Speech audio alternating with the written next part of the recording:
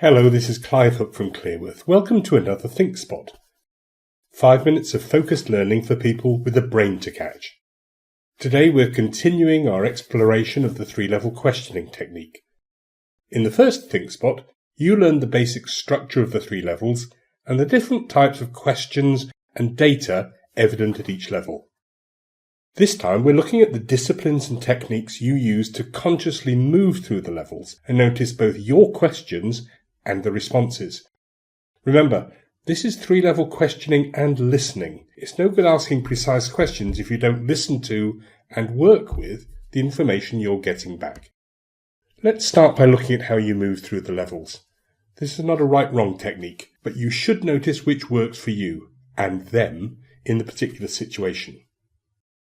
Vertical technique tends to ask questions in a series of steps, like a ladder, up through the levels.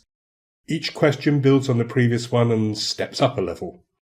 So from a question about what sport someone plays, the next level 2 question is what they get out of it, and the level 3 question that follows is why whatever they get is important to them. This is quick movement, and it could be a good or bad thing. You get deeper information quicker, but it may feel more like an interrogation than a conversation.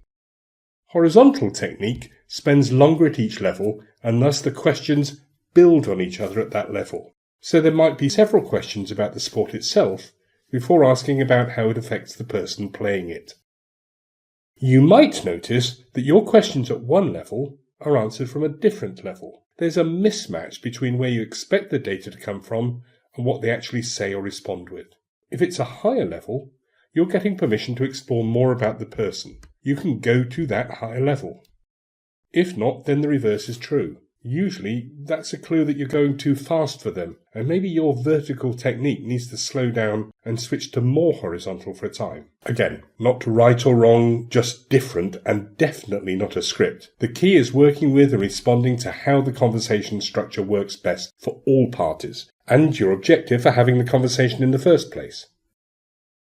Picturing is vital. It means building a mental picture of what the person is telling you as you ask and listen. I'm strongly against note-taking in these situations and teach my questioners and influencers to maintain contact, trust their pictures, and constantly refer to them. Your brain works with pictures most of the time. If you think about your favourite holiday location, movie, or meal, you picture it before you experience any other sensory recall. Now, I call this additive picturing because you're adding information to your pictures and adding your pictures together as you listen. And sometimes the pictures don't add up. They say one thing, but later say another that doesn't seem to fit in the picture. In some questioning situations, this tells you they're lying. If you're an investigator, that's a vital insight. However, most of us aren't in that job. So for normal conversations and interviews, you need to recognize that you may have missed something. You may have not understood something. Or they see a connection or have a belief that is true for them, even if it isn't for you. This is their hilltop you're exploring, and it will at times be very different to yours. Remember, the job is to listen and understand whether or not you accept their views. A real listening and picturing skill is about paying attention to what they say and how they say it, or perhaps what they don't say. Sometimes the comment or afterthought added to something they say gives you the key to the door of another higher level, level 2 or level 3. The levels that tell you more about the person, not just the topic. We call these ping moments. It's like a little light bulb going on. A bit like the pictures in a comic when someone has an idea. Listen for those ping moments, and that can make all the difference to your understanding and insights.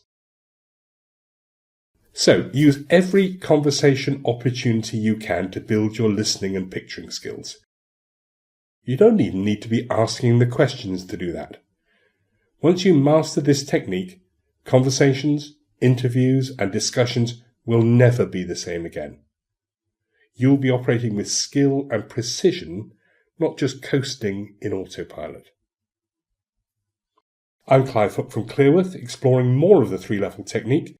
Thank you so much for your time and attention. I hope this is valuable for you, and I look forward to working with you again. Bye for now.